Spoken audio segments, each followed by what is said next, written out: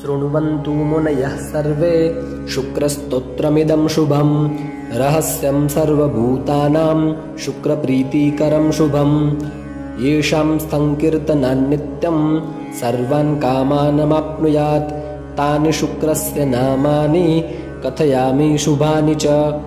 शुक्रः शुभग्रहः श्रीमान् वर्षकृद्वर्षविघ्नकृत् तेजोनिधिर्ज्ञानदाता योगी योगविदाम्बरः दैत्यसञ्जीवनो धीरो दैत्यनेतोषणा कविः नीतिकर्ता ग्रहाधीशो विश्वात्मा लोकपूजितः शुक्लमाल्याम्बरधरः श्रीचन्दनं समप्रभः अक्षमालाधरः काव्यः तपोमूर्तिर्धनप्रदः 24 नामानि अष्टोत्तरशतं यथा देवस्याग्रे विशेषेण पूजां कृत्वा विधानतः य इदं पठति स्तोत्रं भार्गवस्य महात्मनः विषमस्थोऽपि भगवान् तुष्टः स्यान्नात्र संशयः।